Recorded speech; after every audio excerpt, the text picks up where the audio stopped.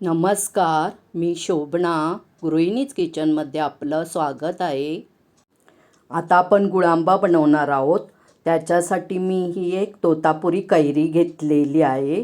तर ही स्वच्छ मीठ लावून पाण्याने धुवून घेतलेली आहे. मी थोडंच बनवणार आहे म्हणून एक घेतलेली आहे. तुम्हाला जर जास्त बनवायचे असेल तर तुम्ही जास्त कैरी घेऊ शकता. आणि आपण आता ह्याचं साल काढून किसून घेणार आहोत आणि गराचा गुळांबा बनवणार आहोत. आपण कैरीचं साल काढून घेतलेलं आहे पूर्ण. आता किसून घेऊया.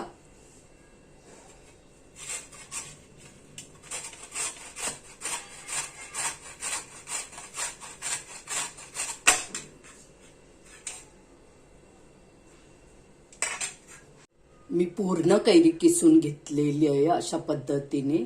आता आपण बनवून घेऊया गुळांबा. मी गॅस पेटवून कढई ठेवलेली आहे. ही आपण 1 वाटी कैरी झालेली आहे. अख्ख्या कैरीचा किस आहे हा.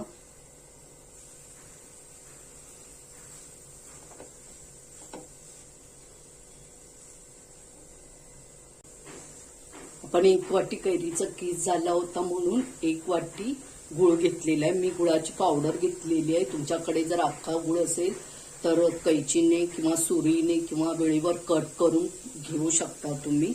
मी मुद्दाम तुम्हाला वाटीचं प्रमाण दाखवलं आहे कारण 1 वाटी कैरीचा किस होता, 1 वाटी मी गूळ घेतलेला आहे. गूळ हा आवडीप्रमाणे तुम्ही कमी जास्त करू शकता.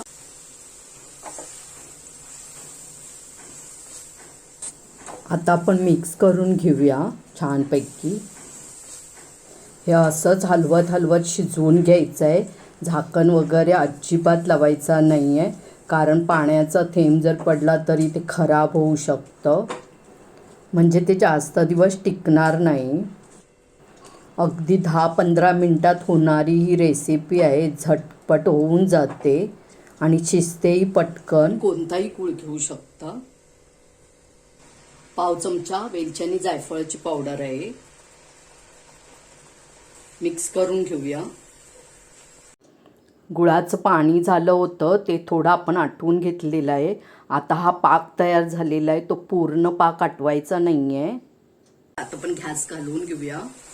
हे तयार झालेलं आहे. हा तुम्ही गार झाल्यावर काचेच्या बरणीत भरून ठेवू शकता आणि कधीही खाऊ शकता.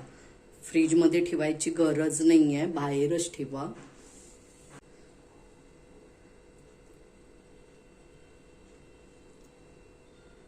मी ते काळा गूळ वापरलेला आहे म्हणून तसं दिसतं, पण चवीमध्ये काही फरक पडलेला नाही आहे.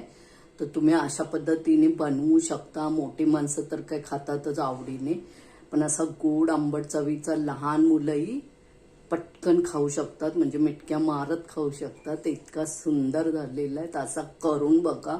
आवडला तर लाईक करा, शेअर करा, सबस्क्राईब करा जर केलं नसेल तर. आणि पुढे जे बेल आयकॉन दिसते त्यावर क्लिक करा. कमेंट करायलाही विसरू नका. वेळात वेळ काढून व्हिडिओ पाहिल्याबद्दल धन्यवाद.